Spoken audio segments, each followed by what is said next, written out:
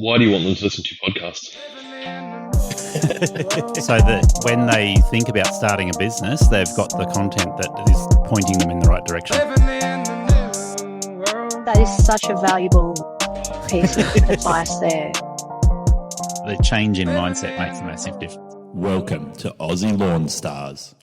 Welcome to Aussie Lawn Stars. Today I have a Tasmanian with me. We've got Gavin. How you doing? Good, thanks. Thanks for having me. I've been looking forward to getting you. So Gavin Turner, you're in Tasmania, in Launceston. Yep. And I've talked to you probably 12 months ago, back when there was a little bit of rivalry that you were testing some Makita gear compared to some Ego gear. And I was like, hey, we need to get you on the podcast for an interview. But it didn't happen at the time, and I didn't write it off. I'd say, I'm going to be in Tasmania visiting my brother. So when I was down there, I was like, hey, Gavin, come and meet me. And that was... Yeah, we caught up. That was great. Caught up in Launceston in the middle of winter. I was shocked visiting my brother in northwest Tasmania. They reckon that's the coldest part of Tasmania, but Launceston was colder. Yeah, it tends to, I don't know, hang in the valley here. And, just a bit of cold that goes through your bones. Something I've never really gotten used to. So you didn't grow up there? No, I will call myself a Tasmanian. I've been here 20 years now. I grew up in Geelong. Geelong, yeah, okay. Well, that's still a cold place. It is, yeah, but it's just different down here. It goes through your clothes and it just does. bites.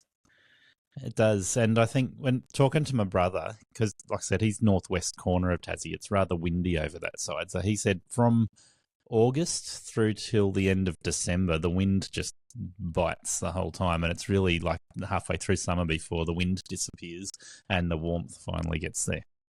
Yep. So it's similar there. Yeah. There's each part of Tassie is a bit different. Like down in New Norfolk, they get some weird weather phenomenon called, I can't remember the name, but something about the wind blowing through that gully down there. It's something to behold. Something from the Antarctic. No, it blows like inland, or I can't remember what it's called. Or does it come off Cradle Mountain? Something like that, yeah. And I was visiting one time on my way back home because you drive through there from Hobart to Launceston, and it's I don't know what, but I've never felt something so cold. There's some really pretty places around there, and when I was down there a couple of years ago, I went from 40 degrees in Geelong, funnily enough, to 1 degree up on Mount Wellington, just out of Hobart there, with less than 24 hours, and it's like, man, the difference was shocking. And that was in the middle of summer. Well, I think I've been here 20 years, and I think I've only had one 40-degree day here, whereas it seemed to be a fairly common thing when I was a kid in Geelong. So, well, I'm surprised Geelong actually was that hot, because I was like going through Melbourne, melting on the roads on my motorbike, and down to Geelong to catch the ferry across, and it was just insane. But anyway, so I think the other spot that I reckon would be probably one of the coolest spots in Tassie would be down around the Huon Valley. Yep. Yeah, that is beautiful down there. My mate lives down there. Spoken to one of the lawn contractors I've spoken to comes from down there, and he was saying that in the shady part of the valley, it just never warms up. Yep. Yeah. Yeah, you'll get frost that just won't lift all day. So tell me a little bit more about Launceston. Other than visiting you, I've visited the park in the centre of town. That was pretty cool, and I visited the zoo while I was there this time. So the zoo was unreal. Yeah, but it's not too bad. It used to be a bit on the, I don't know, average side. It could barely be called a zoo, but they've got some pretty cool animals these days. Well, my daughter was really keen to do a ring-tailed lemur encounter at the local zoo up here, and she was too young to do it. And they said you could do it when you turn 16. And once she turned 16, they stopped doing it at the local Hunter Valley Zoo. And we were looking around, going, oh, you know what, if we do a trip to Adelaide, there's a lemur encounter there. And we just happened across the fact that the Tassie Zoo in Launceston, while we're there, was offering ringtail lemur encounters. And we're like, oh, wonder if they'll be booked out. But we rocked up there and asked, and they're like, yeah, we can squeeze it in. Yeah, I'm sure they could. I'm sure they're always keen to make some money. I don't think they do particularly well there. They made good money out of us that day. Yeah. We may have got sucked into doing not just the ringtail lemur, but also the red panda encounter. Ah, yeah. And that was something special. That was unreal. Yeah, right. I might have to pop back out there. It's been a few years. Yeah. No, it's a good spot. But, so anyway, it's a bit of a sidebar there. Launceston, for people like yourself, you have been in business for a couple of years now? 2 years full-time. Yep. And about a year and a half, I used to work a job 7 on, 7 off. Yeah. And I started doing gardening in my 7 off. So I did that for about a year and a half. And then, gardening became far more enjoyable and profitable. So it took over full-time about 2 years ago. It's funny how that happens. It's like, oh, you can actually make good money doing gardening. Yeah, better money. And, I don't have to take any orders and do what I want. Yeah, I mean, you have got a good wife there, so I'm sure you take orders from somebody. Shout out to Sam. She is very good. She doesn't bark any orders. No, she's lovely. She's been my go-to person to try and get you to answer the phone. So. She's my sort of liaison and my admin and booking agent. She handles all that sort of PR stuff because I'm not particularly good at it. But she's really good at it, and all the clients love her. So, that's great. Yeah. So, what were you doing before you started the business? Like, when you said you were doing both at the same time, were you running that job for a while? I'd been in that job for 10 years. I was working at a salmon farm. That's what I originally came down here for. Nice, fresh Tasmanian salmon. Yeah, well, that's a bit in the news lately, or a lot of the time. But we'll talk about that offline then. I try to keep my head out of it now. I'm glad to be out of it. We don't want to have them chasing you for talking about them, do we? I do online occasionally, and they can come after me if they like. So I moved to Tassie to study a degree of aquaculture here in Launceston. Okay. And that took me 6 years. Yeah, that's a 3-year degree. Okay, yeah. I was going to say it's a long degree, but no, it's a 3-year degree. It's just 6 years. It took me twice as long. That's because of the cold weather. No, I went straight out of high school. My parents wouldn't let me have a gap year to sort of let my hair down. So that's a bit mean. Well, I guess it sort of bit them in the end because I pretty much just had a gap year the first year of uni and failed every subject. Didn't really attend classes. So the degree took a bit longer than it was meant to. Yeah, but you got it.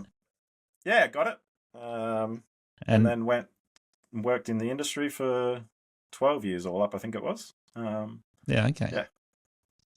Yeah, so 12 years in the industry, and because you'd done the degree, that means you're not just labour on the ground. You've got a lot of knowledge you bring to that field of expertise. Yeah. So I pretty much slotted into the company where I ended up working for the last 10 years. I slotted straight in there as a team lead sort of position, pretty much purely because of my degree. Yeah. They valued that fairly highly. Yep. So they should have been paying you so well you didn't want to leave. The pay was good. That's good. Particularly towards the end, because I was part of the bargaining agreement to get 7 on, 7 off work. Yeah. And that was good because then you'd only work half the year and still be getting a decent pay packet. Yep. I guess I then started getting bored in my 7 off and and started to try gardening. And started gardening and found you liked it. Yeah, I've always had a bit of a passion for gardening. I don't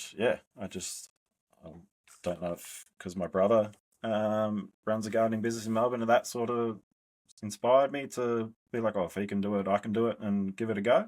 If he can do it, you can do it better, right? Yeah, possibly. We don't know. Bit of brotherly rivalry going on, I suspect. Yeah, always. Yeah. I assume everyone does. Your brother, I believe I've interviewed him a couple of years ago. Yeah, Adam Ratcliffe. You interviewed him, yeah. Adam Ratcliffe driving the Jeep. He was the Jeep salesman for a while, wasn't he? That's right. Yeah, he used to sell Jeeps. Yeah, and he gave up selling Jeeps to start lawn mowing. And I'm going to say lawn mowing because whilst you're talking about gardening, I think he's focused on lawn mowing more than gardening. Yeah, I believe he's 100% lawn mowing. Yep, doesn't touch the hoe or the gardening tools.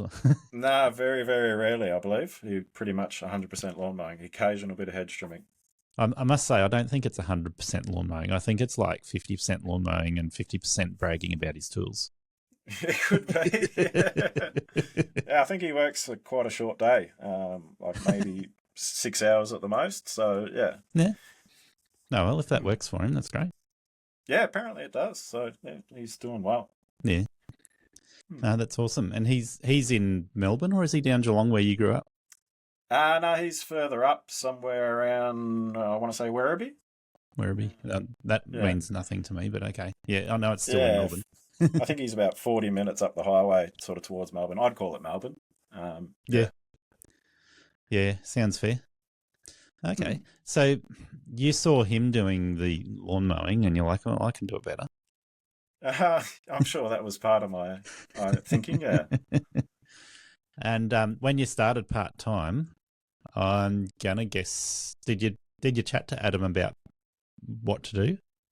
Yeah, he gave me some ideas and where I should be sort of aiming on pricing and stuff, but or maybe I didn't get that advice quick enough because I started off typical cowboy, comparing it to my normal job.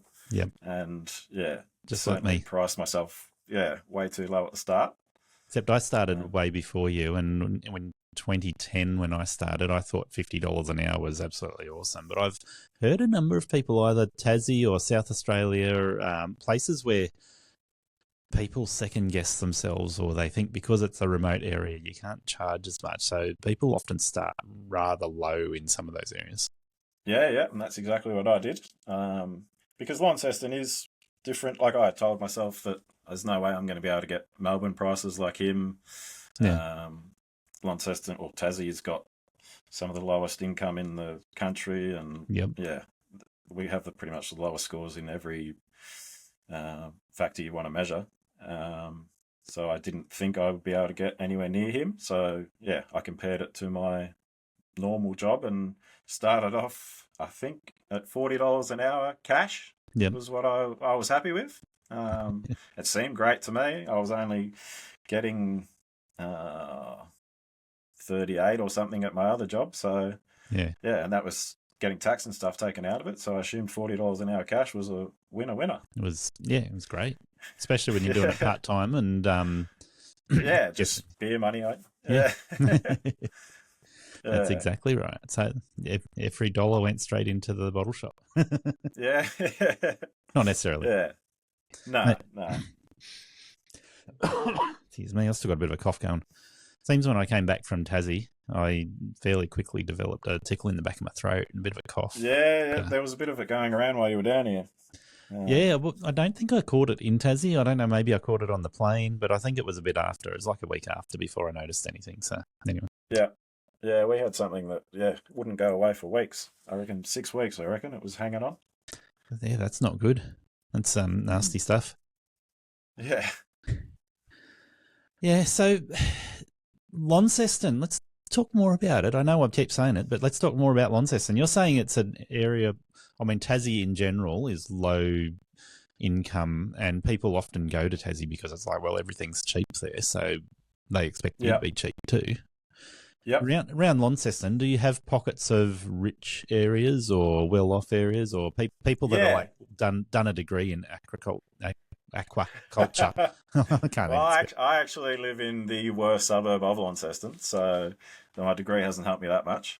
But there certainly is suburbs where it's wealthier. Like Yeah. when I do my Facebook ads, which I haven't had to do for at least a year, but I've got a selection on there that sort of targets those areas. Yep. Yeah, and there's all the way out sort of Prospect, Kings Meadows, Yep. Ralbia, sort of there's a certain side of town that's wealthier than the rest. Now you're going to have to That's help me where with this, but when I was visiting, I can't even remember the name of the place I stayed at. Rosaviers, that's it. that's Rosaviers is wealthy one of out that those way. spots. I looked around. Yeah. I stayed at an Airbnb which was in a winery vineyard area, and so I think you've got at least one property in that area. So is it reasonably well off in that area?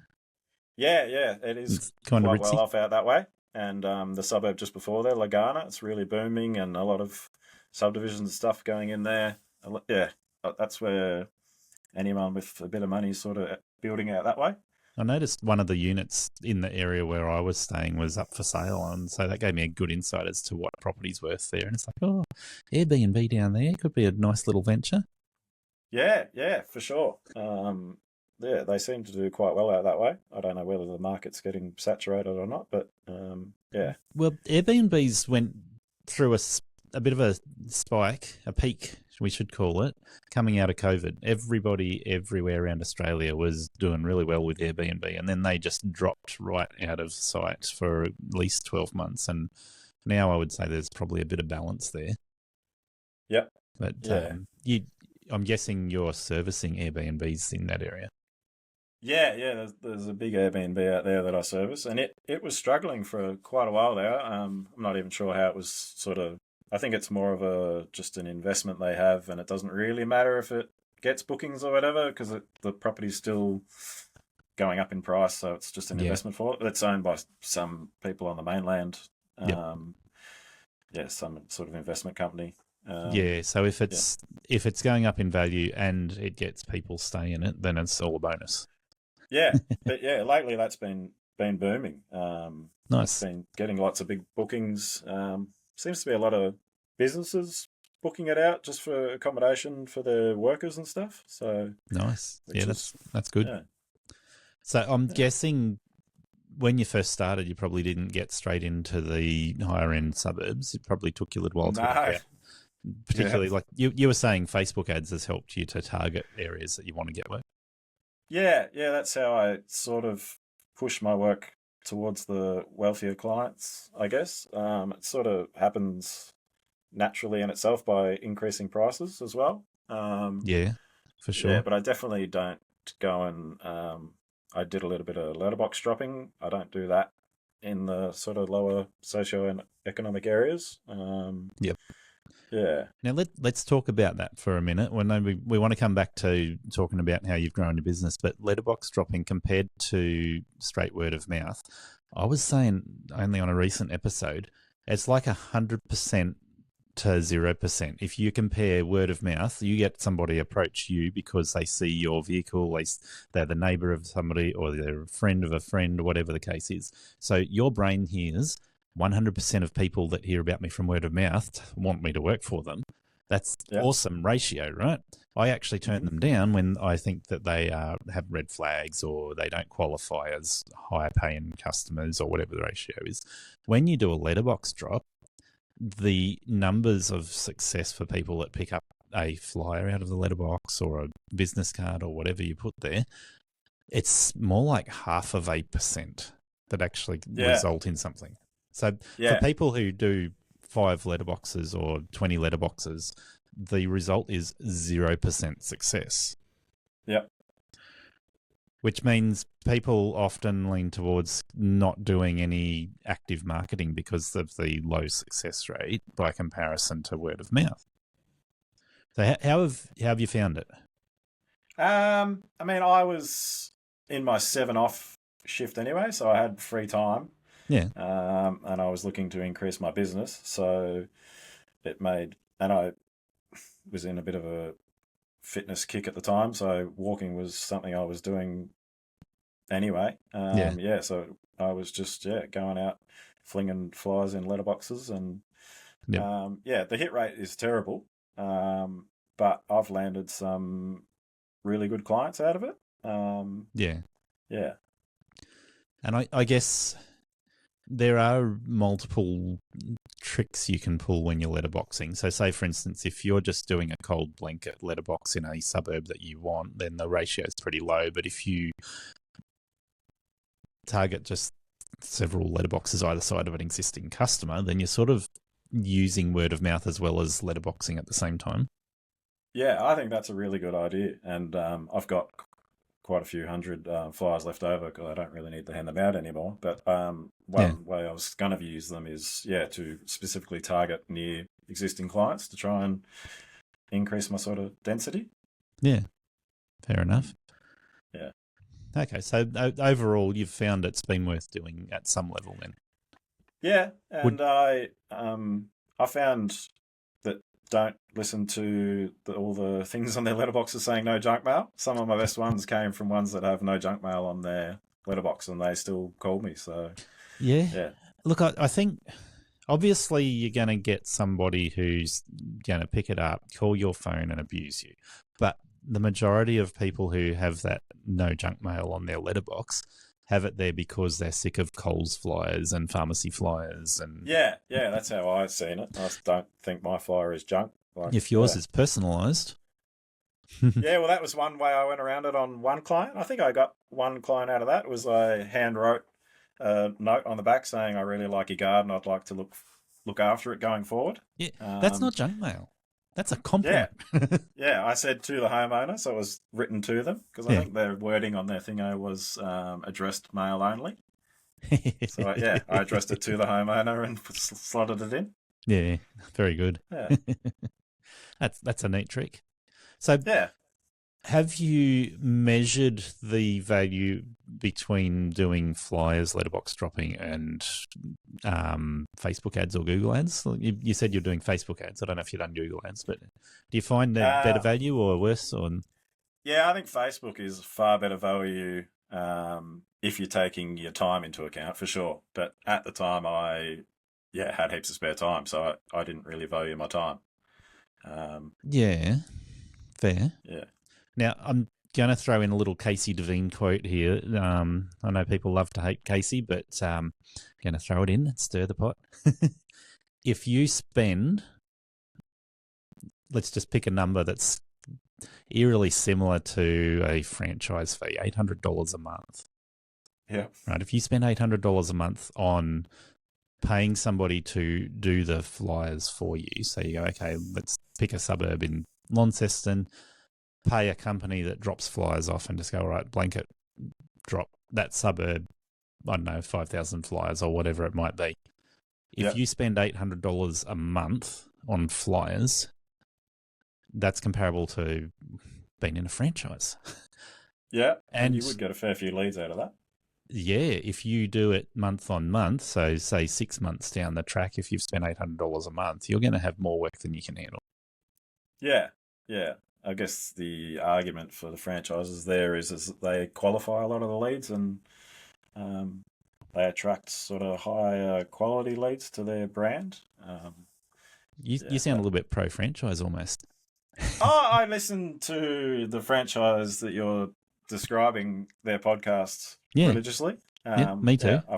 I've listened to every episode and I can see the benefits. Look, I'm quite pro-franchise myself. I think for people listening to my podcast, if I don't have people listening to me and going, oh, Jim's or Fox or whatever franchise it is sounds like a good option, then I'm not doing my job properly, because I believe franchises are a good option.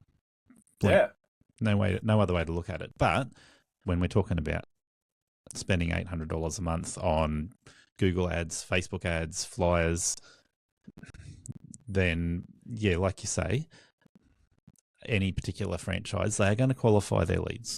So I guess the question is, if you're getting leads from flyers or Google ads or Facebook ads, do you choose to qualify them yourself? And I think the answer is yes to some degree. But you've got to do that. You've got to put the effort in. Whereas if you're in a franchise, you would hope that by the time you receive a lead, you're already pre-qualified. Yeah. I mean, if I started out fresh and I had to hit the ground running like I didn't have a 7-on 7 off job to sort of support me at the same time, I'd definitely consider something like gyms to get me going. Yeah.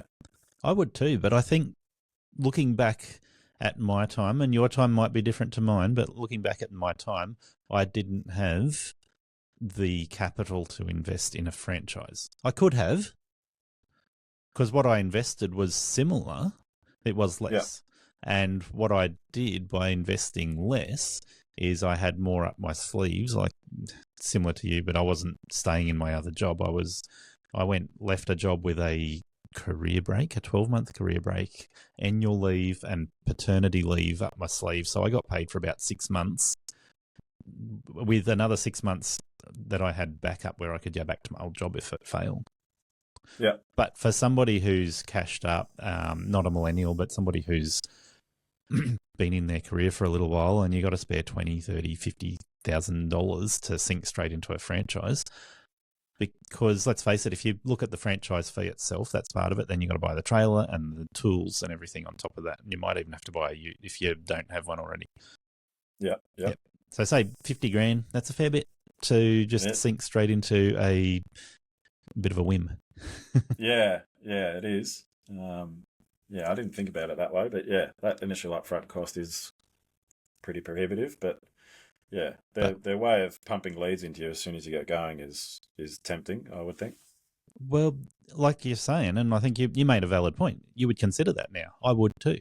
I'm in a position where if I wanted to start fresh and go, okay, I want to dominate the Central Coast where I live, buy a gyms franchise and just work it and hustle it hard and get that run as full as I can, take as many leads as I can, keep leads switched on and just make sure that it's growing until I am dominating. And let's face it, I've already got tools there, so I'd probably have to buy a green trailer with a face on it. But I reckon because I've already got some tools there, my costs are a little bit lower and I know what I'm doing. A gyms franchise is going to pay that $50,000 or say a bit less than $50,000 because I've already got a lot of that stuff up my sleeve. It's going to pay even $50,000 back pretty quickly. And I would say if you haven't got that debt covered in the first 12 months when you're in a franchise, it's not for you. Yeah. And there was a local gyms here trying to sell his franchise and I looked into buying it. But yeah, the numbers really didn't stack up.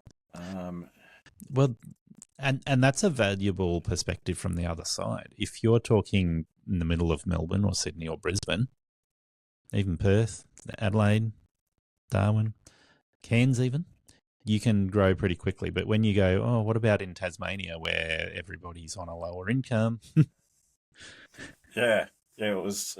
I was already pretty well established. I was just looking to buy his clients off him, which I didn't realise wasn't really an option. I had to go into the gym system. Yeah. But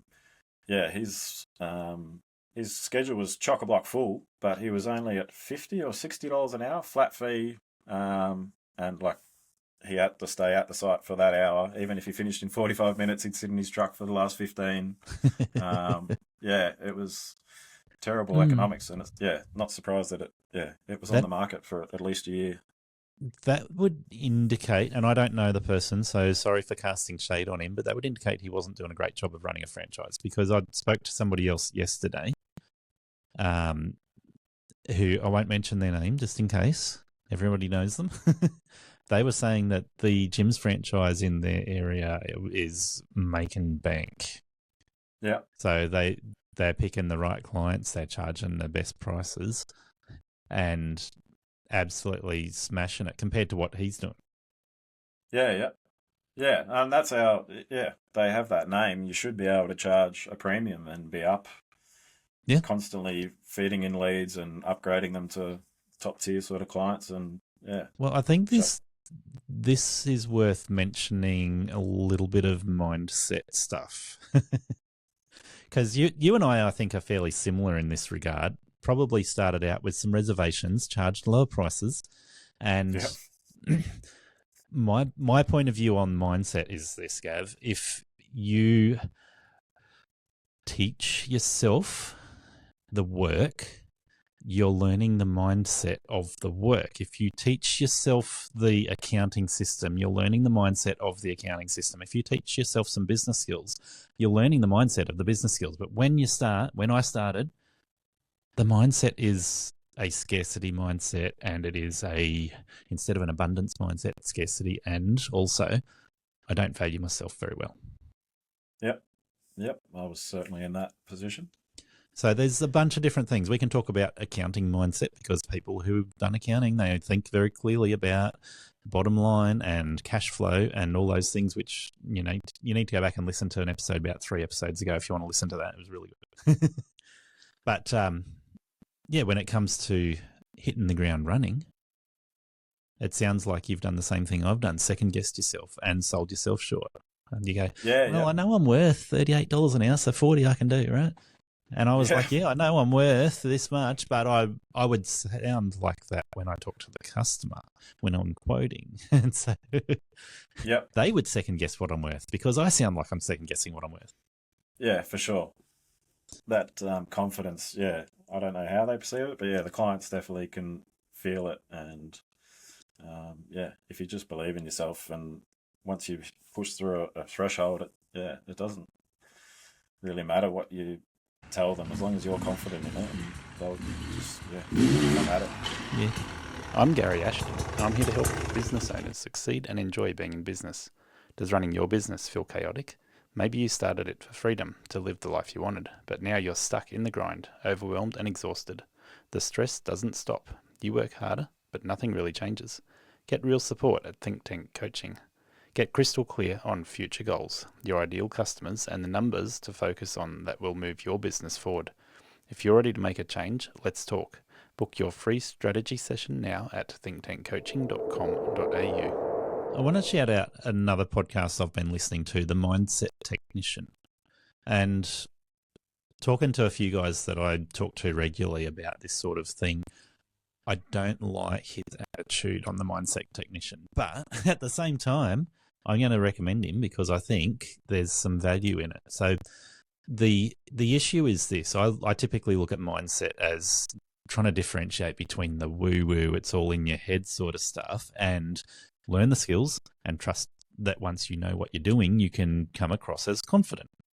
Right? But he makes a really valid point that when you want to come across as confident, you've got to build yourself up to believe in yourself, even if you don't have all of the skills. You got to start acting like you do and acting like you're right, and getting into really a spiritual aspect of yourself. Right? And I'm a Christian, so I normally talk about the spiritual stuff that's out there, but the spiritual inside you as well is really important.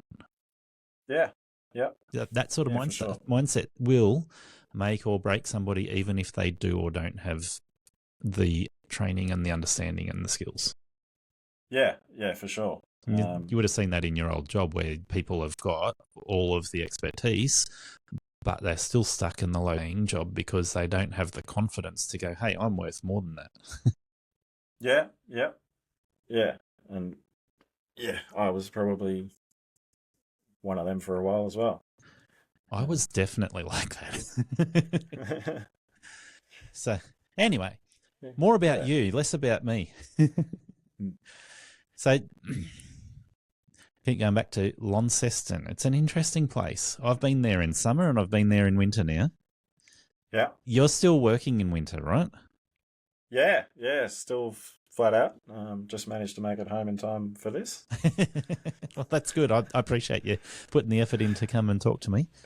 That is somewhat surprising, but not surprising. And I've mentioned weather climate differences around the country and said pretty much guaranteed in Australia, your growth period is going to start around mid to end of September. So coming out of spring or mid-spring is when the growth actually starts to be noticeable.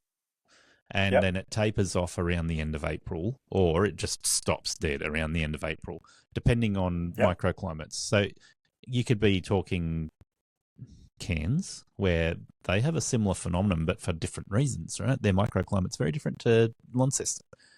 So does that ring true for you in the sense that your strong growth is sort of within those parameters, or you find there's a little bit of variation in those times? Yeah. Launceston probably has a bit of a 2-week lag either side of that. Yep. Compared to the mainland, I reckon. But Yeah, okay. yeah, overall much the same. It seems to be kicking in early this year. It's really got a bit of a warm sort of buzz in the air at the moment, and everything's starting to grow, and can already sort of feel the clients pestering you. That's interesting because we're still sitting here freezing at the moment. I got the fire going. Yeah, right. No, all the grass is starting to grow here. Plants are starting to grow. Roses are already budding, and Wow. which is annoying because I haven't finished my rose pruning yet. Yeah. Yeah, okay. So this time of year, you are, and like we mentioned before, you're doing a lot of gardening, more gardening, less mowing compared to your brother. But Yeah. so winter gardening, there is still always something to do. Yeah. I keep promising my partner Sam that winter will quieten down and we'll be able to go on a holiday somewhere. That hasn't happened for 2 years. Yep. Yeah, unfortunately. Something always comes up in winter. Either I think last year I sort of pushed a few things and found work, and this year it sort of just came naturally. I picked up a big job planting trees that took 2 weeks. So Yeah. that really filled in any spare time I had. Yep. Yeah, and there's always like mulching, or you can always pester a client for extra work. Yeah. Yeah. For sure. I didn't do it right at the start of my business, but fairly quickly on, I found winter could fill up fairly quickly. But I could still go to my clients and say, "Hey, 1st of July, I'm going to be away for 2 or 3 weeks," and if I'm flat out, so 1st of June, there's not a lot of grass growing, I could just go, all right, I've got a month to make sure I'm on top of everything, take 2 or 3 weeks off, and then come back in and catch back up again. And I found that it was fairly easy to do that. And if you warn the clients, they've got no problem with it. But it does mean you got no income for that time you're away. Yeah. That's I'm sure it's possible, but somehow I managed to always cram work in there. Yeah. Well, I guess that aspect of can you deal with the fact that you don't have income for 2 or 3 weeks if you take that time off? It's probably putting you off a bit. Yeah, I don't know. I feel like I don't know. I'd miss out on some sort of opportunity or something, and I don't like putting work off. Fair enough. Anytime I put work off, it seems to snowball and just turn into mayhem. So I always try and, if I say I'm going to do something, I'll do it. Whether it's got to be weekend work or whatever, I don't. If I postpone something, it just never ends well. Yeah, fair enough. So you've been, for the last couple of months, to probably almost 3 months now, you've been doing all those pruning jobs, mulching jobs, all the jobs you can do through winter that are not going to adversely affect the plants too much. Yeah, fruit tree pruning, rose pruning. In my spare time, I've managed to tick off most of that. Yeah. Awesome. So when you're noticing the growth come on now, but over the next month or so, you're going to start focusing on different types of jobs. Now, I'm guessing you're still talking 20, 30% of your work is lawn mowing when it's busy, but it's not like that. Yeah. I have some dedicated days which are just mostly lawn mowing. There's still the occasional little odd job that pops in on those days, but I have trying to have dedicated mowing only days. Which your typical sort of lawn mowing guy days, where I'm running around to say 10 clients if I'm lucky, doing all the different lawns. Okay. Yeah, and they flick over to monthly during winter. And they'll go back to fortnightly sometime in the next month, depending on how it looks. But yeah, it won't be too far away with the way the grass is behaving. Yeah, well, everything's too soggy around here at the moment. We have just been rain. So it's, even if I wanted to mow, I can't. But that's interesting. So come the warmer months, do you find hedge trimming or hand weeding, or what sort of jobs are going to become more dominant in your business? Hedge trimming is a big one for me. Yeah. I'm not sure why, but that's sort of where my business pivoted to a lot. I think that's your area, though. Launceston certainly has some really nice properties, and so hedges are going to be part of it. Yeah, yeah. So that's where my work will sort of drift a lot in spring. There's quite a few of my clients that like it done in start of spring. There's one big one that is going to go on the market in spring, so he wants all that schmicko. Yeah, a lot of hedge pruning coming up in spring. Yeah, okay. So that'll keep you pretty busy. I'm guessing for the hedges that you want to keep tidy, do you hit them once a fortnight, once a month? Or do you go? Most of them do once every 4 months, I reckon. Yeah, okay. So 3 times a year then? Yeah. That's what a typical sort of hedge client is about once every 4 months. That's interesting.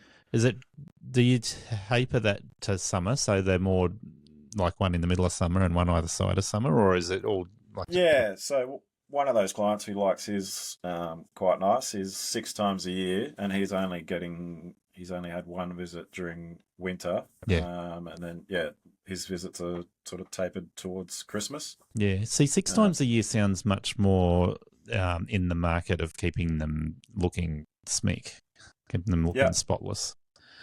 Yeah, he did get me once a month for the first year, but That'd be I nice. only touched the hedges every second visit, and I was doing like he's got.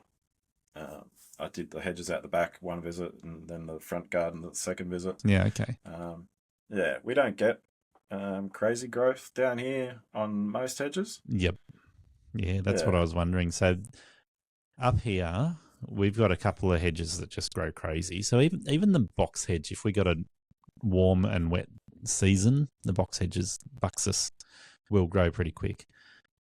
Yeah, right. Still not quick compared to Marias or some of the other ones, but we've certainly got a few.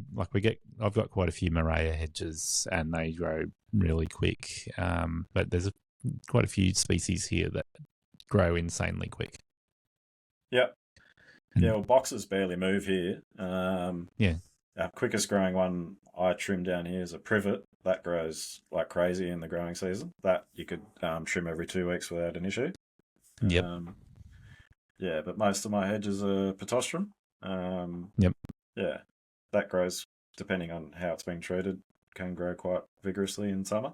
Yeah, so that's where you would notice it. If you're not getting to it once a month in summer, it'd be going, it's pretty hairy by the time you get there. Yeah, it can be. Yeah, I find that with some of the hedges I look after. Geisha girls are one of the ones I go to. They just like turn around and they've grown a foot. Yeah. Well, a privet behaves like that down here, but most of the others are fairly tame. Yeah, privet's an interesting one because in Australia it's considered a noxious weed, so there's not a lot of places you will find people that are actually training it. Yep. Yeah, well, it's a pain because you can turn around and it looks like you haven't done it sometimes. It grows really well. Yeah, it certainly does. I think that privet is one of those hedges which looks phenomenal if you keep on top of it and just keep it looking sharp. It fills out really well. Yep. So you can make. I've got 3 clients that have it. Yeah. Yeah, and they when they're trimmed frequently, it does look quite good. Yeah, you can make some really sharp edges with it. Yeah. So it's pretty resilient. Yeah, I like it, but certainly mindful of the fact that it is a noxious weed, and there are people that are allergic to privet. Yeah, right. Okay. I looked it up when I first started trimming it and saw that it was a declared weed in certain parts, but I'm not sure if that's different types of it. The one we have down here is a box-leaf privet. There's different, like a Chinese privet, and Okay. I'm not sure if the one that we are using as a hedge is technically classified as a weed because they sell it in Bunnings in the tube stock area, so I'm not sure if it would be. Might have to look into that. It might be in some areas it's not considered a noxious weed. I don't know. Yeah, it could be. Yeah, so that is interesting. But so, what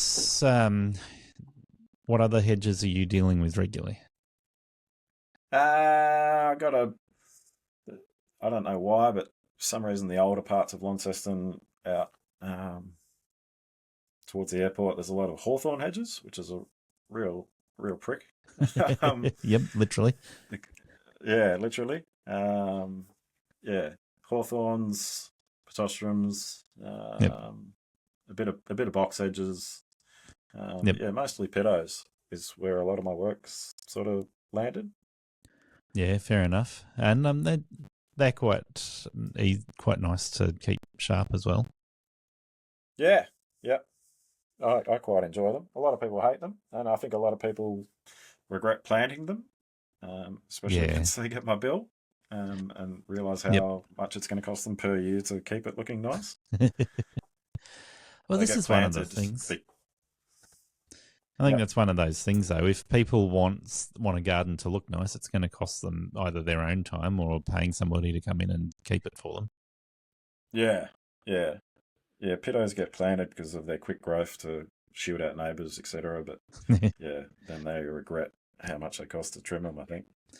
Yeah, I did that with a Photinia for one of my customers.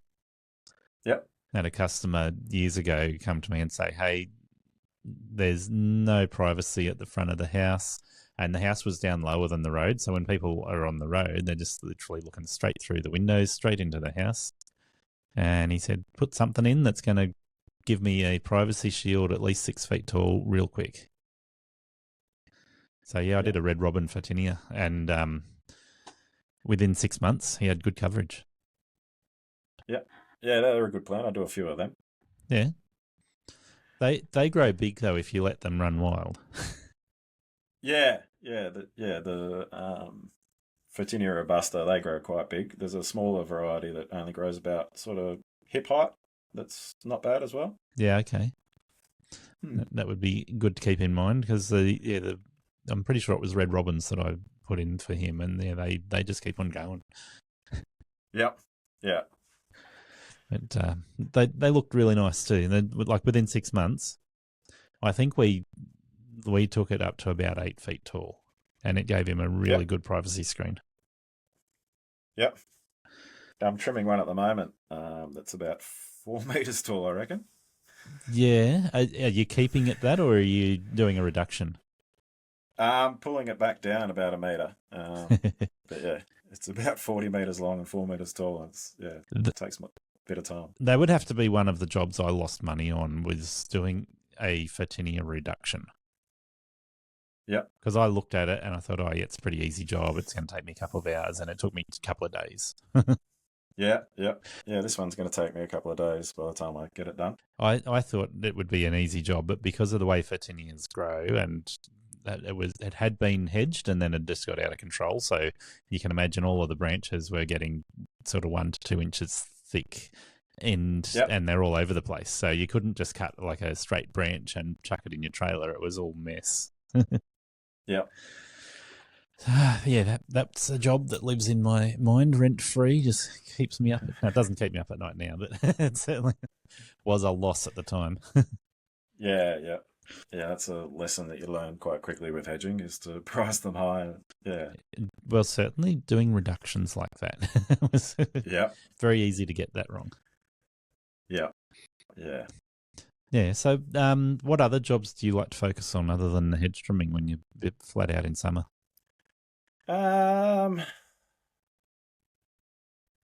That's about it, really. Hedging and my lawn run days. That fills up my time pretty quickly. Yep. I have 1 day a week that's locked out for a commercial client. So that leaves me 5 or 6 days, depending on things, free to sort of fill in. And then 2 of those days are, or maybe even 3, depending on the week, it sort of chops and changes, are locked in with those sort of regular lawn mowing clients. Yep. Yeah. A lot of my clients these days sort of book me for a full day, and I can be just there either weeding or weed spraying or just sort of looking after the whole sort of garden. Yeah, that's great. I think anytime you can spend a full day in one place, it works out really well. Yeah, I enjoy it much more than those days where you're running around. Yeah. A lot less stress and can be. I mean, it depends how you price either of the 2 days, but yeah, if you're not putting wear and tear on your vehicle and just pulling up and spending the whole day on one site, using their power to charge your tools while you're there, and just tick away, it's can be more profitable and more enjoyable. Yeah, so I think if you're doing more than 6 jobs in a day, route density is really important, right? How long it takes you to get between each job, how far you're traveling from home to your first job, and how far you got to travel back to home at the end of the day. Those are all things that are really relevant. And people will do, if they're doing more than 6 jobs a day, they could be doing 20 jobs in a day sometimes, and it makes a massive difference. If you do 20 jobs in a day, spending more than 2 minutes going between jobs is very prohibitive to your profit margin. But if you're doing one job in one place for the whole day, then traveling 30 minutes or even an hour to get to that job in the morning and then traveling back home again, it doesn't seem quite as much of an issue. Yeah. I don't mind traveling if, I'm going to be spending a fair whack of time there. Yeah. And I think the client sees better value in it that way, because you're not rushing in and out of there. You can, you're not wasting your first 5 or 10 minutes unpacking tools, and you can just get more done in a half a day booking or a full day booking. Yeah, for sure.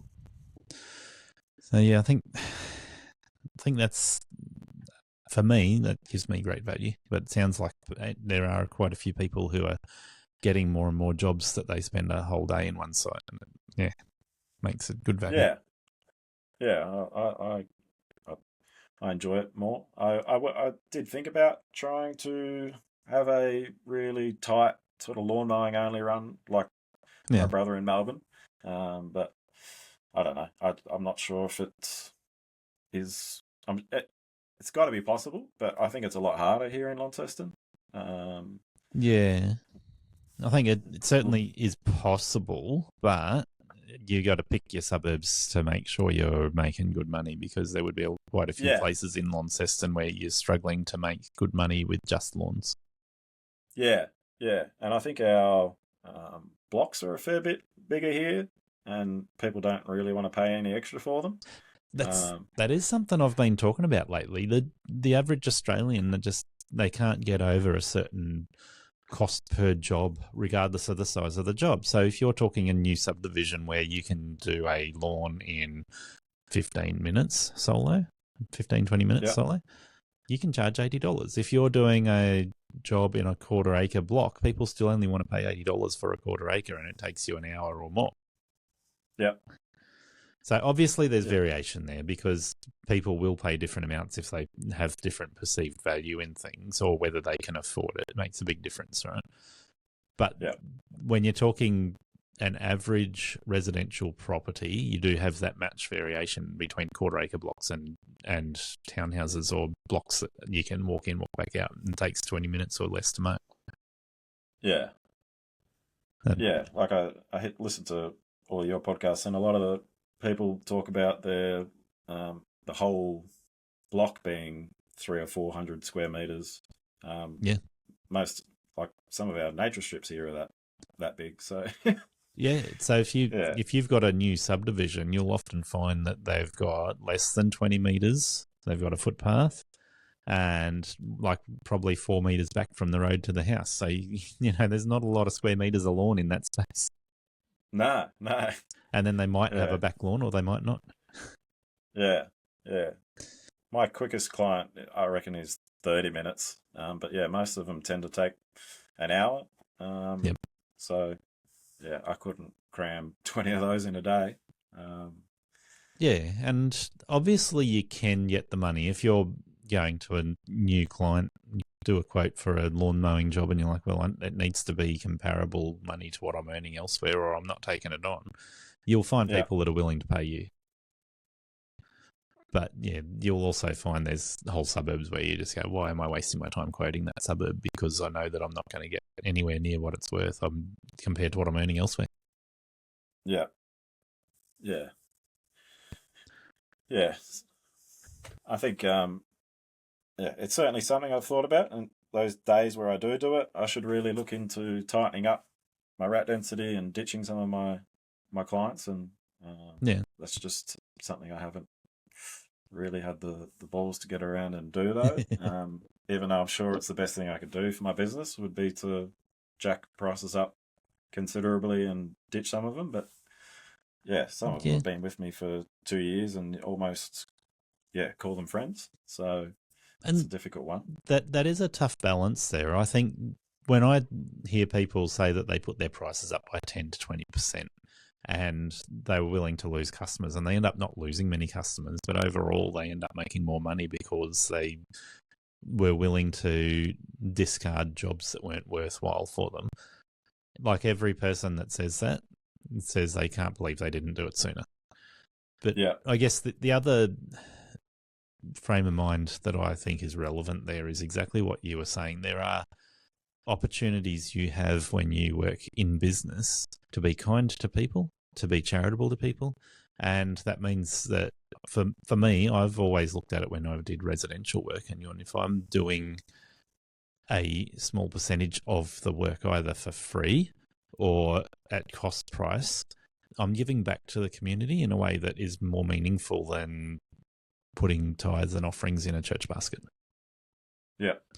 So I think that's an awesome opportunity you have as a business to do that. I guess the question is, how do you make sure that you're doing something meaningful while still being profitable at the same time? So I look at it and I just go, all right, there's a job there. I'll do that. Either do it for free or do it at cost price, but I make sure that my business overall is quite profitable. Yeah. So yeah, it's a challenging balance. Yeah, and I think that's one of the things I wish. Yeah, I'm sure everyone says the same thing. I'd done from the start is set my prices higher from the start because I don't have I don't have it in me to put people's prices up. So it would have been better if I had a start point that was higher up. Yeah. Yep. Yeah. But you can always go and pick up new customers that you put at the higher prices, right? Yeah, and that's what I've done. But now I'm sort of overbooked and still trying to keep everyone happy. And it's challenging. Yeah, so I guess either old customers die off eventually. Yeah, and that's what I've done. Or they move on. Yeah, there's some where and very unprofessionally just sort of haven't gone back to some of them. I think a lot of people have done that. I've done it, unfortunately, once or twice. Yeah, I'm the last guy on some of those occasions. Just didn't show back up because I didn't want to have to tell them their price and they had to double. And I think in our industry there's a place for the last guy. Yeah, I don't want to keep on doing that, but there is a place for it. Yeah. So, and I think that's where you get plenty of opportunities because you go in to quote one of those jobs that somebody else has done that with, and the moment they say, "Oh, the last guy hasn't shown up," it's not a red flag to say don't do the job. It's a red flag to say, okay, well, if the last guy didn't show up, what's it worth to you to make sure I do show up? Yep. Yeah. Yeah, I certainly see it as a bit of a red flag if they say that he stopped showing up or Like, all right, why did he stop showing up? You don't stop showing up to a client that's worth your time. That's it. Yeah. It should be a red flag, but it's an opportunity for that customer to step up. Yeah. To be a good customer. Yeah. And you to price it accordingly and I'm going to actually show up, so that's the price you need to pay. Yeah, exactly. Yeah. So, Gavin, walk me through what your setup looks like. And has that changed in the last 3 years? Started off with just my Ford Ranger, and my first big hedging job. I had carted all the green waste just in the back of the Ford Ranger, and it took two trips to the tip to get rid of it, even though it would have just been one with I've now got a trailer, which is a sort of dedicated gardening trailer that my dad found for me on Gumtree, I think it was. Yeah. And yeah, that's an absolute pearler. It's got a little mower box on the front. It's got a tipper section that's about the size of a 6x4. Yep. With a toolbox section on the side for all my hedge trimmers and stuff. Nice. Yeah, and that's done me really, really well, that thing. Yeah. It's due for an upgrade. I'm in talks with the trailer place to have version 2.0 of that sort of drawn up and built. Yeah. So the new and improved version. Yeah, just a few little tweaks that need to happen and make the mower box a bit wider so I can fit a 30-inch push mower. I'm guessing the design of that trailer is quite functional, right? But you're going to go to something that is improved and probably looking more professional. Yep. How much are you looking at spending on a trailer? I reckon it'll cost somewhere around 12 to 15. Yeah. Yeah. I reckon if you push the limits on a trailer at the moment, $20,000 would probably be conceivable. But yeah, 12 to 15 is not unreasonable. I think gone are the days where a $10,000 trailer, and you could still do a $10,000 trailer, but yeah, it's gone. I think the opportunity for a good $10,000 trailer is starting to look less likely nowadays. Yeah. It's going to be Yeah, more the of a local basic. trailer place was selling one last week that almost was perfect. Yeah. There's just a few little things I would have wanted to tweak on it, and that was brand new for 15,000. Yeah, okay. Hmm. So you're going to them with design ideas and saying, "Hey, I want this basically custom built." Yeah, yep. I'm just pretty much going to take them my current one, which I've already had them do some work on for me. Yeah. And yeah, just say I want that with this done a bit better. And Yep. yeah, like I've bolted just an enclosure on the front of it that houses my battery and stuff and solar panels, and yeah, just have all that done a bit more professionally. Yeah. Yeah. So you mentioned two things there that piqued my interest: solar panels, battery. So Yep. tell me about the equipment you're running. You've got, how big is a solar panel on your trailer, by the way? So I've got two of them. It's sort of been upgrades over the years. So there's a little, I think it's only 150 watt one on the side door. Yep. That now just charges the battery, which runs the winch for the tipper. Yeah, okay. That originally was meant to be the full system, charge my batteries and whatever, but I found that wasn't really keeping up with. Yeah, I was going to say demands. That's not going to keep up very much. No. So I've since in a separate compartment got sort of like a Blue Eddy, but a different brand power bank thing. Yeah. Sits in there and charges off a 300 watt panel, but it can also draw power from the car, or you can plug it in at home when you get home. Yeah. And yeah, that does me pretty well for the whole day. So you also mentioned sometimes you're plugging in on site when you're at a job for a whole day. Yeah. I don't know why. I sort of enjoy that. I know power's not expensive, but I like stealing power off the client. Even though they're giving me permission to. Yeah, I was going to say if they're giving you permission, it's not stealing. But I get what you're saying there. It's free power. Well, you're not using a huge amount of their power. No, it's like less than $1. Yeah, but it does save your system from getting worn out as quickly. Yeah. So sometimes I'll just charge on site. Yeah. Just let my system sort of recharge itself, so it's at 100%. Yep. Yeah. Yeah. So that's good. That adds to your value. Yeah. So 300 watt panel and a battery power station, let's call it that, because that's what Blue Eddy or other brands will call them. I actually have a Blue Eddy, not trying to promote them. I don't think they're necessarily better than anything else, but that's what I bought at the time. Mine's about 2 kilowatts of battery power in there. Yeah, I think mine's only about a 1.2 kilowatt hour. Yeah. Yeah, okay. That does enough. Yep. can charge, I think 4 of the 8 amp hour 40 volt Makita batteries. And by the time, you've used them, it's recharging. So, Yeah, gets me okay. through a day. Yeah, so that 40 volt 8 amp Makita batteries. Yeah. So I'm guessing you run quite a few of them. I've only got 2 of those, and I think I've got 6 of the 5 amp hour ones, and maybe 5 of the 4 amp hour ones, and 1 of the little 2.5s. But all in the 40 volt system. Yeah, I do carry some of the 18 volt Makita. Yep. They're quite handy because that's the older tech. It doesn't have like the Makita protection system built into it, so you get a lot of aftermarket eBay stuff that runs on the 18 volt. Yep. So I've got those eBay electric secateurs that run off Makita 18 volt. They're great. Yep. A few little tools that run on. My weed sprayer runs on Makita 18 volt.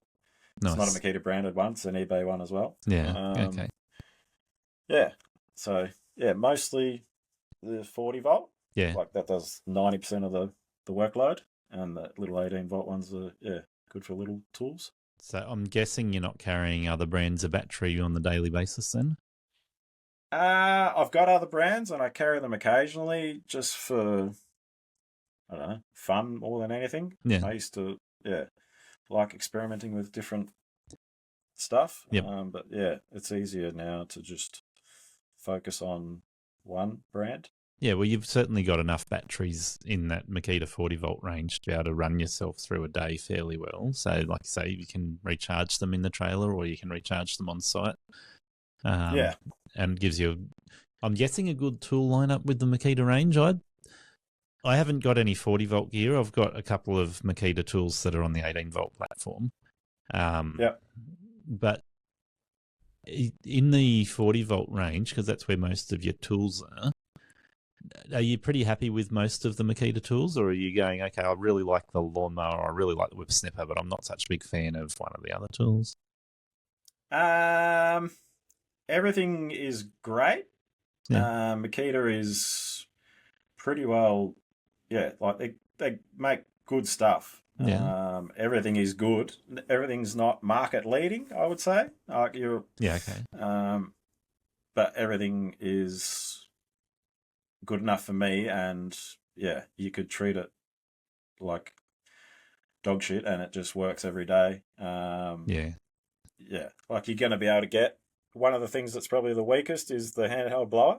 I had the Ego 1300 meter an hour one, and that was heaps better than my Makita.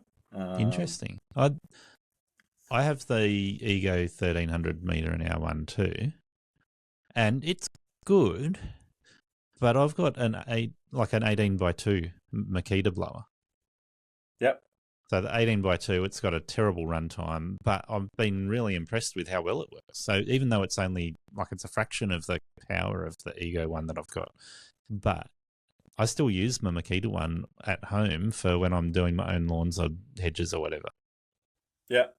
Yeah, it works well enough. It just doesn't quite, like I've got the 40 volt version. Yeah. It just doesn't shift as much air as the Ego did. And the Ego just has a bit more punch behind it, especially if you want to blow out underneath a hedge or something and really hit that turbo button and really shift some leaves. Yeah, and of course Ego, I've got a couple of newer ones out than the 1300 now as well. So I think this is touching on one of those topics that you mentioned, though, in terms of brand leading tools. Ego has sort of hit their punch a lot with the blowers. Like, we've got the best blower, the most powerful blower. That's one of their claims to fame. Yep. And I think a lot of tools, a lot of tool brands are trying to have a claim to fame with battery gear at the moment. So they're all muscling up, full of testosterone, for want of a better word, trying to prove that they've got the best tool. Because if they can get somebody into battery on a gateway, then they get them in for all of their tools, right? Yep. So yeah, I've been looking at all of the different brands. I've run some Ego gear, some Makita gear, some Husqvarna gears. I'm looking pretty closely at some Stihl gear at the moment. I think Yep. it's interesting to look at all of the bolstering between the different brands. I've got the biggest blower, or I've got the best hedge trimmer. Yeah. But Yeah. you've been pretty happy. So I'm guessing you run the Makita mower as well. Yeah, the 40-volt one. I started off, I'll admit that's one tool that's not great, is the 36-volt mower. I started off with that. And yeah, that's not good for commercial use. She bogs down too much. And so is that a 4-battery one? Yeah, 4-battery, the biggest one they make in the 18-volt. I know when I first saw that one come out, I was pretty skeptical. All the reviews looked awesome, right? Everyone's saying how good it is, and I was pretty skeptical of it. But yeah, it's interesting to hear your feedback on it. So, you got the 40-volt one as well? Yeah, I got 2 of the 40-volt ones now, and that's a great mower. So, by comparison, hands down, better choice. Oh, heaps better. It's surprising how much just the better battery tech they've managed to squeeze out of that mower, and how, in hindsight, poor the 36-volt one is. Yeah. I initially was sort of starting to lose faith in the brand when I bought that, and was struggling with it. Regretting my choice. Yeah, fair enough. And I didn't want to drop the $2,000 on the 40-volt one, but I did, and I've never looked back. It's leaps and bounds better. So one of the things about Makita that put me off, and I think I'm expecting you're going to have a good answer for this. This is why I'm bringing it up, not to rubbish Makita, but the power doesn't stay on. So I've got the Makita hedge trimmer, the little short pole 18-volt one that's commercial. Love it. Yeah. The Dun 501, I think it's called. Yeah, that sounds right. Yep. Yeah. So I love it. I think it's awesome. I've already put quite a few hours on it, and I only had it for a little bit of time. And I'm like, all right, sharpen the blades a couple of times already. It's getting worked out. But if I let my hand off the trigger for, it seems like a split second, half a second. I know it's more than that, but you get what I'm saying. Yeah, I think it can actually be less than a second. Yeah, got to put the power button back on to start using it again.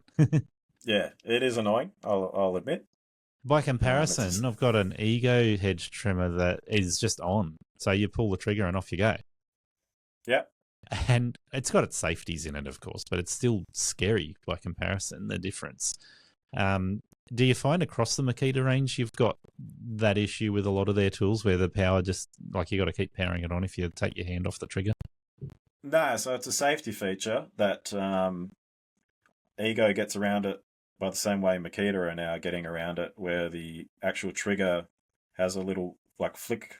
A flick thing safety. You've got to flick to activate it. Yeah. The new 40-volt version of that trimmer that you're talking about has that instead, and its power stays on all the time. Yeah. Okay. Nice. And that's great. Yep. And that's a worthy upgrade if you're considering it. Yeah. The other thing a lot of hedge trimmers have is a dual hand safety. So your second hand is also holding a lever to make it operational. But I know with the pole ones, they don't usually have that. So having that extra safety in the trigger makes sense. Yeah, so all the handheld ones are the same. Their power will stay on because of the dual safety feature with the handle actuation. Yep. And no other Makita tools that have that sort of issue then? It might be not off the top of your head. one of the older multi-tools. I think the 18 by 2 multi-tool used to have that same issue. That would be fair because it could have a hedge trimmer on it. So making sure the safety covers all of the possible tools that go on the multi makes sense, right? Yeah. I can't confirm that one got pinched out of my trailer, but I've now got the 40-volt power head. Once I find, even with, I've still got that 18-volt hedger that you're talking about, and if you get used to it, it doesn't really annoy you. Like, you just know that, my hand's come off that, I'm going to have to quickly press the power button to get going again. It becomes second nature, right? It's like using an excavator or a bobcat or something. Once you've spent half an hour on that particular tool, you know what to do. Your hand, it just becomes a hand-eye coordination automatically without thinking about it. Yeah, or you could just cheat and put a piece of sticky tape over that back sensor thing that senses your hand there. So it's like an ego tool that'll fire up as soon as you pull the trigger. Yeah. It's a little bit more dangerous. I mean, I pass it down from the ladder by the blades sometimes, so all you've got to do is touch it on the ladder step and you're going to lose a finger. So yeah, I appreciate why it's there. Yeah, I don't promote removing safeties off tools, even if it makes sense. I know there's a lot of debate when it comes to our community about taking guards off whippersnippers and safety buttons and all sorts of things. And it's like, you can do it. There's good reasons why you might want to do it. But if something goes wrong and you lose a finger or you lose a foot or whatever happens, you've voided all of your claim that the tool manufacturer did the wrong thing. It's on you.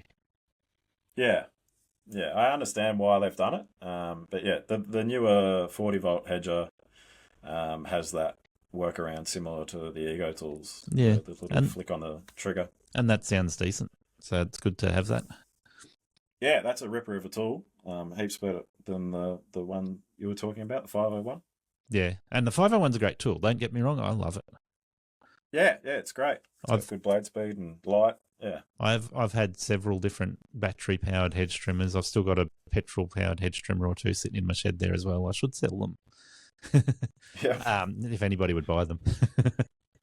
But out of the Husky, the Ego, and the Makita hedge trimmers I've got, I'm really enjoying using the Dunn 501. Yep. It's lightweight, fast blade speed, does a great job. And there's only one thing that's annoying. That's that trigger. Yeah. If it does annoy you too much and you want to spend a bit of money before tax time or something, I'd definitely recommend the 40-volt newer version. Yeah, interesting. I'm not against buying Makita tools. Not sure that will be my next tool, though. Yeah, well, I've got just about every hedge trimmer they sell. I treat it almost like Pokemon cards. I've got to have one of them all. Got to have it. Yeah. So if you've got to have it, I'm guessing you've also got a Makita chainsaw. Yep. Yeah, I've got it. They're bigger. They've just released a new one. It's quite powerful. I'm not sure if it's in Australia yet, but I've got the current most powerful one with an 18-inch bar or something on it. And then I've got a little handheld, the top handle 40-volt one. Yep. So 18-inch bar is really decent size. That's a like as far as saws go, that's in the commercial mid-size range saw. Yeah. She rips really well. Yeah. I had a client had a gum tree fall over the fence. Yeah. And I went and chopped it all up with that. I mean, it like any battery chainsaw, it chews through batteries. But it rips really well. I didn't find it lacking in power in any way. Yeah, I've found battery chainsaw, and I've got a top handle saw that I just keep handy for anything, right? So it gets used for everything, even though I should be going bigger saw. I've got the bigger saw there, but often it's the top handle saw that comes out that's got battery in it. And if I'm pruning something that's 1 inch, you don't see the battery drop. You can do like half a day of pruning before you have to think about it. But if I have like you did with that tree falling over, and I've done that a few times where there's a tree falling over and it's like, all right, pull the top handle saw out, block the thing up, and then clean up the mess and off you go again. And 2 or 3 batteries to do blocking where you're talking cuts that are 12 to 14 inches in size. Yep. It certainly puts a lot more load on the battery once you start doing the bigger cuts. Yeah, for sure. So that's.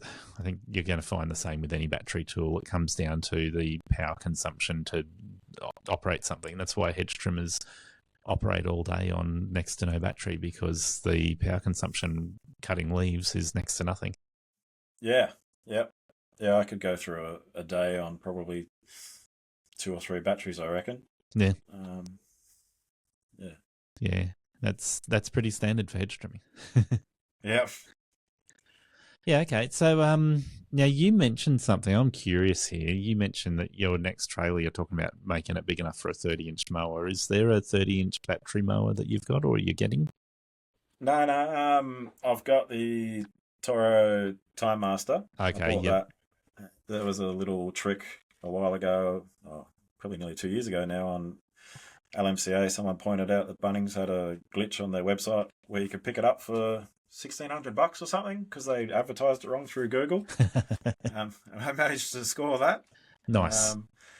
But it doesn't fit in my trailer, so she hasn't had a great deal of use. So it's not getting near the use that it should be getting.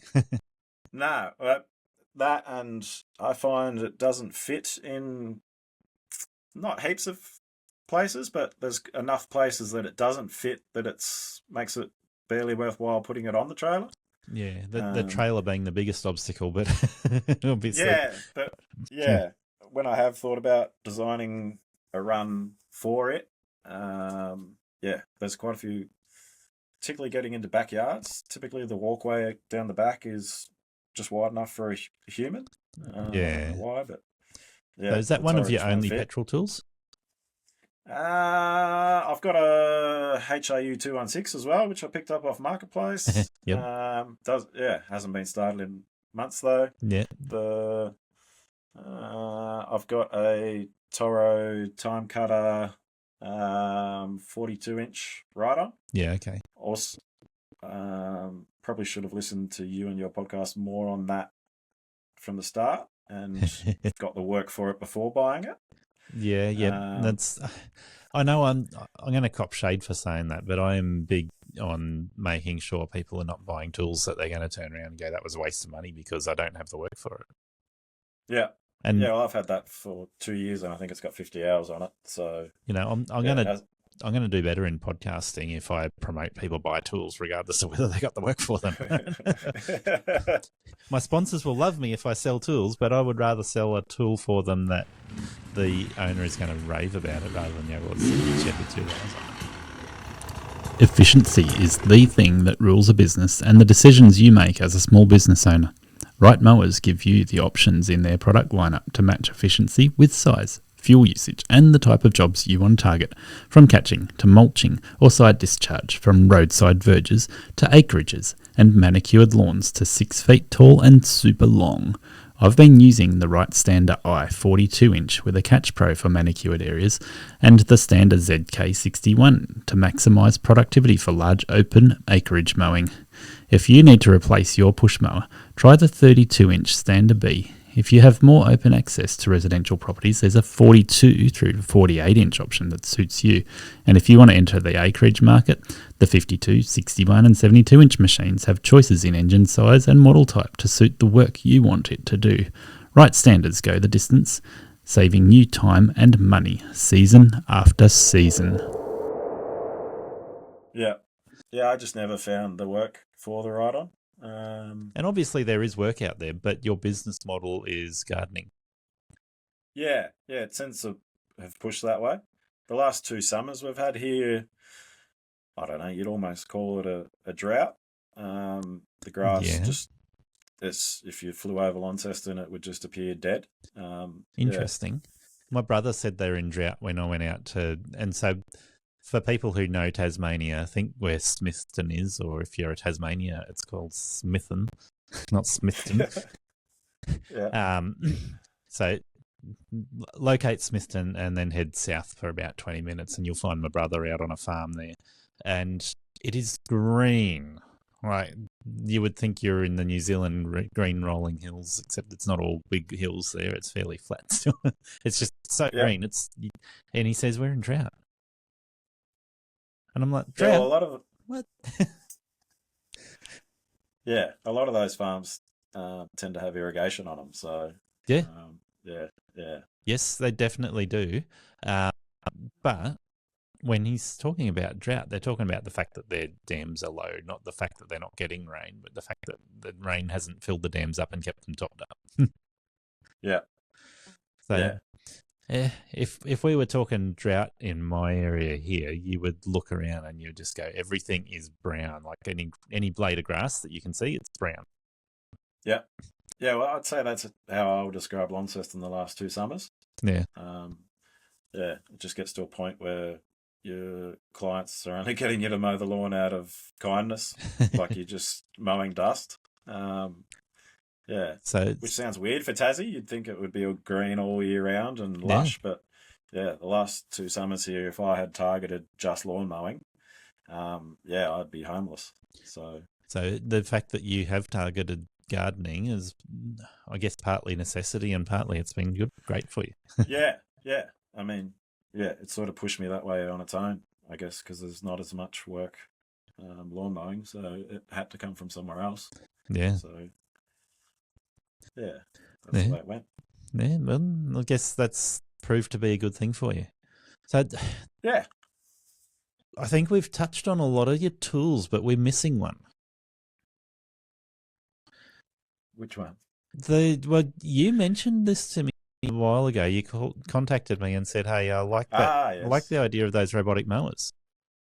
Yep. So, how many of these are you running? I've got 4 now. Yeah. I really like the idea. I started off with the Navimo i105 just in my backyard. Yep. So that's a little mower that will do about 500 square meters of lawn. Yep. And my back lawn's only 80 square meters, so it did it perfectly. It was, walk in the park for it. yeah, did it real easy. I actually warned you. I said it may not handle a slope on your yard. Yeah. But no problem. It does well in my yard. Yep. Does surprisingly well. Like my Mrs. Sam, she was a bit of a skeptic on me spending that much on something and not thinking it was going to be that particularly good. And she was shocked at how well the lawn started looking and how we didn't have to go out there and mow it anymore. And, they really do improve your lawn. Yeah, it's quite. Most people, like where I've deployed them, pleasantly surprised with how well they improve things.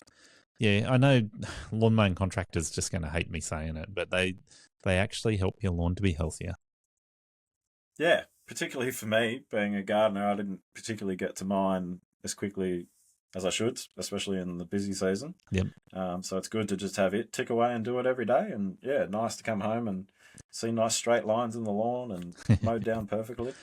Now, tell me, you mentioned the straight lines. I'm not a fan of the straight lines with robotic mowers because the lines are just the wheel marks rather than like your striping effect from when you have a cylinder mower or a ride-on mower that stripes really nicely. Yeah, it's not the same. It doesn't push it over as bad as something with like a roller or something on it. But also they overlap a lot, right? So the wheel marks are closer together.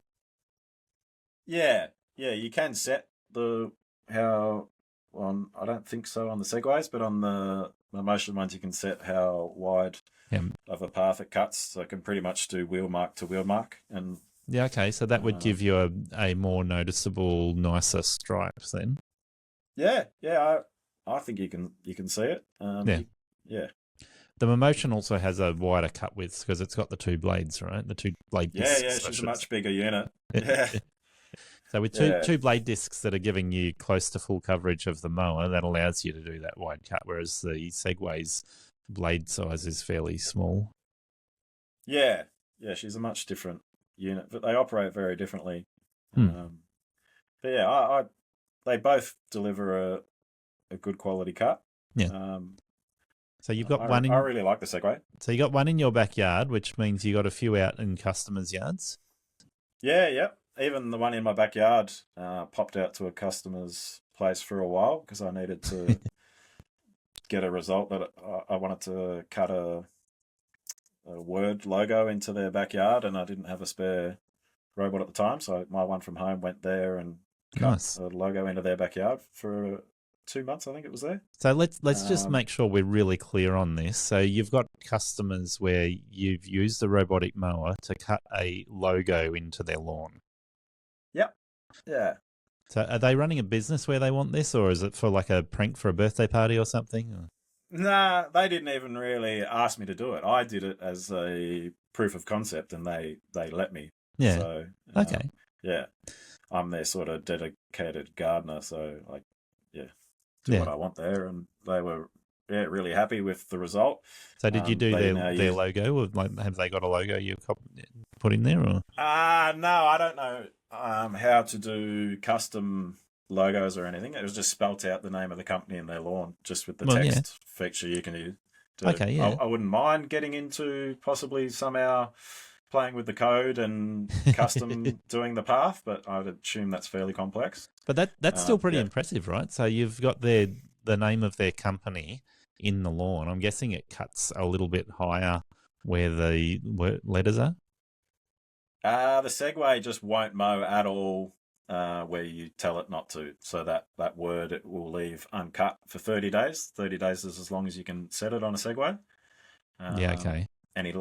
Any longer than that, it says on the app that the grass will get too long and yada, yada, yada. Yes. Yeah, and I that's can with the imagine even I-Series. 30 days it's getting long.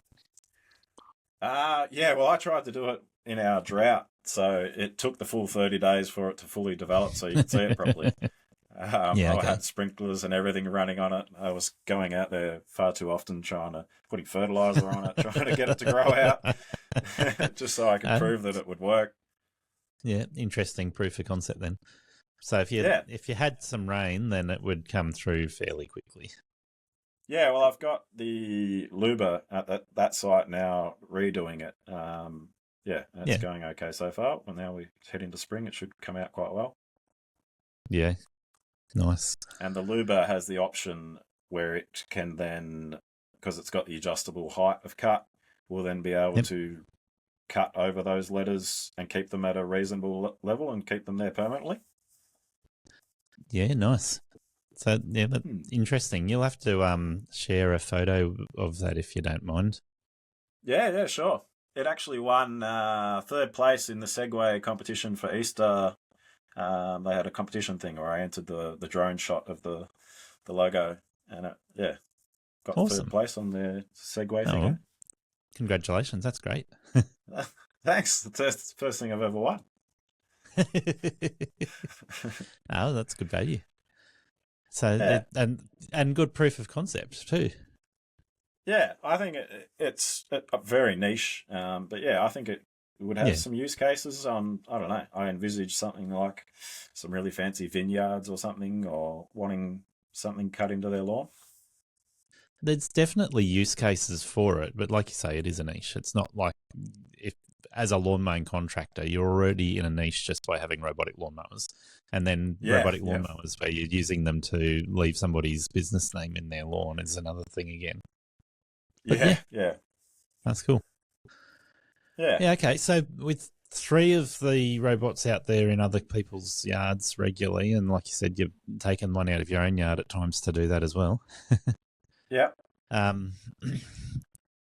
That would be have you found it a good financial add-on to your business?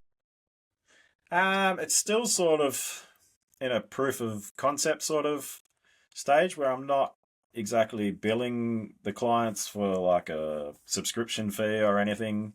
It's more like one of them is that Airbnb out in Roseeviews where I can I'm only out there once a month, and then if there's people staying at the Airbnb, I can't really go there and run around on a ride-on. So it's just works really well out there to keep the lawns perfect all year round. So then I can focus on doing the rest of the gardens and not go out there and the grass is 3 foot high, and it was terrible at some points. Look, I think the idea of a subscription model is not always the best one when you're in business, right? I've actually found the use case I like is a case of going, okay, I'm going to charge you for mowing your lawn. This is what it's worth to mow. So if it's a customer where I would do 20 mows a year and it's $100 a mow, that's $2,000 a year, right? So we put a robot on there. I'm still going to turn up and do the stuff the robot's not doing, whether it's just the whippersnipping or whether there's a bit of grass that the robot doesn't cut that I need to go over with the mower, whatever it is. I'm going to turn up and do that stuff. Still going to charge you $2,000 a year. Yeah. So obviously that $2,000 a year might not cover the cost of a robot in 1 year necessarily, but that's the model of which I would calculate whether it's worth having a robot on a property, is to go, okay, if I'm charging you for the mowing, can I reduce my labour and my ride-on or push mower work by putting a robot on there? Yeah. Yeah, well, that's how I sort of pitched it to that client. was Yeah. that it's saving me 4 hours a month. So yeah, eventually I'll get around to billing them 4 hours just for the robots work. Yep. Because that's what it would have taken me. Yeah. And yeah, 4 hours a month, 12 months of the year. The robot should pay for itself in less than a year. Yeah. And the property looks a lot better. Lets me focus on other parts of the garden. Yep. Yeah, yeah. In that instance, it was a sort of no-brainer for me. Yeah. Definitely. I think that's a great model to test, prove, and run with. Yeah. And then the other clients where I've deployed another Luba just recently is that commercial client that I do every Monday. Yeah. And I recently doubled their price and dropped to 1 day a week instead of 2 days a week. Nice. And that really wouldn't be possible without the robots. I wouldn't be able to keep. They've got 2 fairly big sites to look after. And I wouldn't be able to do that without the robots taking care of most of the heavy lifting with the lawns. Yeah. Yeah. That's awesome. And they really I think enjoy it. that sounds like you've hit the nail on the head with that particular quote, that contract. Yeah. Yeah. Yeah. Yeah. And they like it. They called the one that operates at one of their sites iGav because it sort of replaces me. Nice. Yeah. Good stuff. Yeah, okay. So, look, I think we've touched on all of your equipment pretty well. We've given a lot of history about you, a lot of details about Launceston. I guess in wrapping up the interview, I always like to help people understand what makes your business model a success. So if we cover systems you've put in place that make you happy that your business is heading in the right direction, the systems can be absolutely anything from having Sam field your calls so that you can focus on work, or, you know, understanding your accounting and cash flow models, how your setup is working, but all those sorts of things. What are the systems that stand out to you that somebody listening in might go, oh, I need to think about that, or I need to copy what Gavin's done? Well, I wouldn't copy me on a lot of things. So I use Xero for my invoicing and quoting, and that works really well. I definitely recommend that. That was a massive step up for me as well. Yep. It just helps, I don't know, even like make your quotes look more professional so they get approved more. Yeah, it's really good. Sam handles most of that for me now. I'm still a fair cowboy in regards to the scheduling. That's still handled through Google Calendar. And I'm really interested in looking at something like Sortscape to sort of take that to the next level, because my schedule tends to just turn into a bit of a schmozzle sometimes. Well, I've interviewed the guys from ServiceMate and the guys from Sortscape, and there's a bunch of other options around as well. The thing that stood out to me was Sortscape has a community of people that really believe in it, and they've just found it works well by being simple. And I think that's the thing that helps to get people over the line on something like that, is if you're going, and I've seen the opposite, going from a Google Calendar, Apple Calendar, whatever it might be, to all of a sudden trying to implement a piece of software that is really complicated, it really puts people off. Yep. So if you have to pay somebody a couple of grand to get it set up and then you still don't know how to operate it, that's really frustrating. Yep. But if you can go, okay, I can get my head around it fairly quickly, it's going to add value to my schedule in a lot of ways, and automation, which means I don't have to remember to add that in later, or I forgot to go to that customer last week because something went wrong with Google Calendar, or I didn't see that I needed to put that in there. Yep. Yeah. That happens. So it improves efficiency in a lot of ways, right? Because you can use it for invoicing. So you can go, all right, I can monitor how long I spend on the job, and once I've finished the job, I can send the invoice off straight away, and it's just all done for me. Seems like a no-brainer. After inviting Sortscape in to share how their software can help your business, we created a link for you to be able to support Aussie Lawn Stars when you join. Sortscape will save you time and effort with scheduling, quoting and reporting so you can build a more efficient business. Visit sortscape.com/lawnstars now to join, and thank you for your support. Yep. Not saying you should do it and hurry up and get on with it, Gavin. Just maybe. No. No, I definitely should. And it's not for everybody. There are plenty of people that are solo like yourself where you go, well, I can save the $30 a month, $50 a month, whatever it might be that you end up paying for a good CRM. Yeah. For some people, better off. Yeah. When the jobs are they work perfectly, like Google Calendar works good enough. Like you can set it to repeat every 2 weeks. But I don't know. I find as soon as something goes wrong out of schedule or things start blowing out and I don't know, I lose track of things. Google Calendar just doesn't really cut it for me. And I think what really attracts me with Sortscape is I'm not sure if it does do it. I hope it does. Where it can like message clients and warn them that you're going to be coming the next day. Yep. That's something that I think would really help me. Yep. I believe it does do that, but I think it's not automatic. I think you have to choose whether you're doing it or not. So I think you can set it to be automated, but it's not set to be automated unless you choose to do that. That's what I mean. Yeah. Little features like that. Yeah. It's definitely something that would help me out.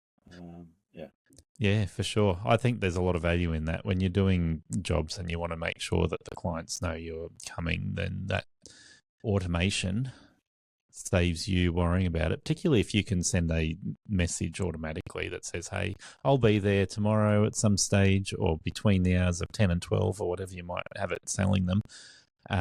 Make sure your dog's mess is picked up or whatever. Make sure the clothes are not on the line. Warn your kids so they're whatever it is. Yeah, I've turned up to a couple of lock gates and whatever that. Yeah, it would really help just letting the clients know when I'm going to be there. Yeah, instead of them sort of hoping and guessing that I'm going to turn up. Yep. Yeah, it sounds like it could be well worth your while on that front. So it's definitely something I want to look into. Just make sure when you go into sortscape.com/lawnstars. Yeah, I will for sure. I will appreciate that. Yeah. It's you talking about it a lot recently that sort of piqued my interest. So, definitely. Oh, good stuff. It's good to know. Means the podcast is somewhat effective if it's getting the message across. Yeah, for sure. It's definitely helped me go from $40 an hour to 3 times that within the last couple of years. Mostly because of your constantly saying on every podcast, know your numbers. Yep. That is good to know. So in that sense, I'll say it while you're here as well, but if people consider their numbers across different measurements, it helps them to be able to make sure. And one of the reasons is because, like you say, like you have mentioned in this interview that some of your customers are still lower paying than what you know they should be. But if you look at it and you go, okay, and for a solo person, I'm just going to say this, I don't know where you're at, but $10,000 a month is quite achievable for a solo person and a lot more.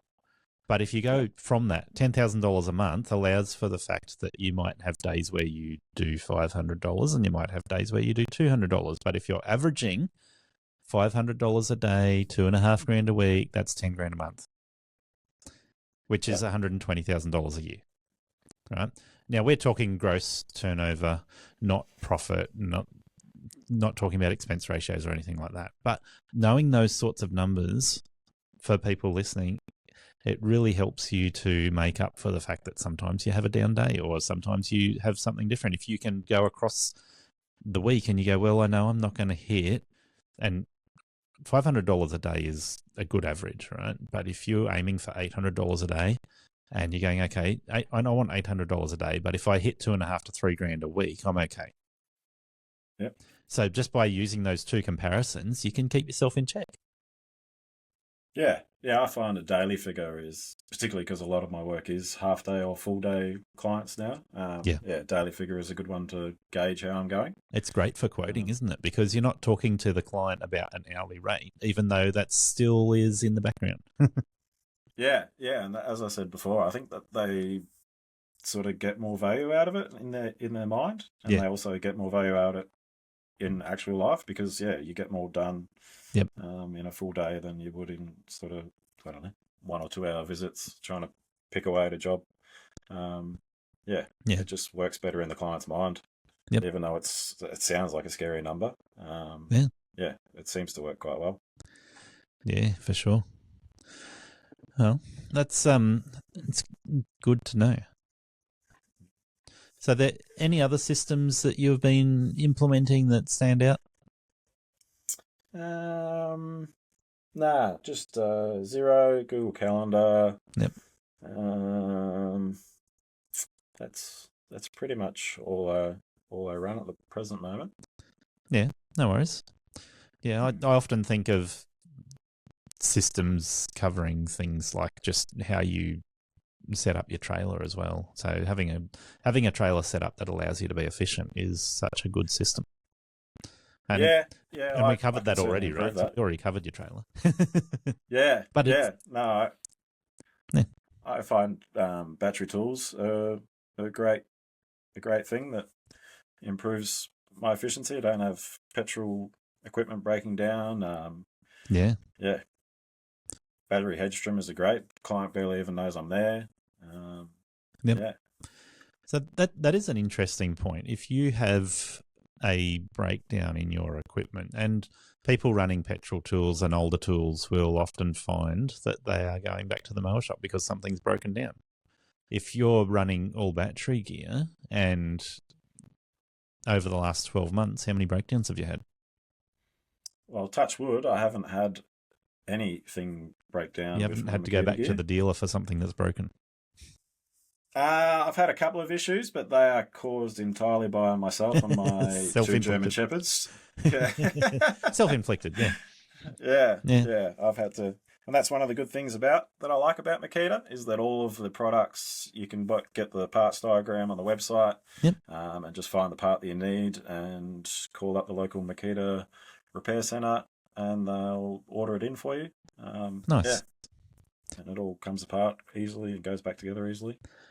Yeah, I think that's one of the things I like about Makita too. If you have an issue, you can find a local repair centre for Makita. There's some of the battery gears hard to do lucky. That. Sorry. That's all right. Yeah, we've got a local. I'm not sure how much longer he's going to stay in business, but I think he's been in the business for about 40 years by the look of him. So he's ready for retirement. But he's great. And the one thing that I did break was a Makita hedge trimmer tooth on one of the blades, and they didn't cover it under warranty because he was like, I've seen lots of these come through, I've never snapped a tooth. What were you doing with it? I was like, I was chopping through a metal fence with it. Whoops. So they know their tools and they know how good they are, so nothing really goes wrong with them, and if it does, it's usually your own fault. No, that's good. That I think that in itself is a great testimony, not just to Makita, but to the idea of efficiency when you are able to keep on working and you don't have to stop for repairs, maintenance and whatever. It makes your ability to earn an income a lot better. Yeah, and it looks a lot better in the client's eye if you're not out there sort of messing around trying to get something to start or and even if I don't. Obviously, there's still a little bit of maintenance involved in battery tools. So sharpening blades is one of those things. Greasing the gearboxes. So that does still exist, but there is less maintenance. And when it comes to maintaining battery tools, there's not a lot of times you need to go back to the dealer for maintenance. No. I haven't had to. Yeah. Touch wood. Yeah, that's awesome. Well, Gav, I want to say thanks for joining me, and we've had fun. Been good talking to you. Learn a bit more about your business today. Yeah, thanks for having me on. It was also good to catch up with you down in Tassie while I was there. Yeah, no, it was good. Yeah, thanks for that. Yeah, no worries. I'll see you next time you come down. Yeah, well, I should be coming back down there at some stage to visit my brother again. Yeah. I look forward to it. I was hoping to possibly pop over to the LLEE thing this week, I think it is. But yeah, it's this coming weekend. I'm still a bit too busy. Yeah, well, I will be there. Thank you for listening to Aussie Lawn Stars. Please remember to rate and review the show on the Apple Podcasts app or the player you use. Exciting new shows are released every Monday. Make sure you follow or subscribe to hear the next episode.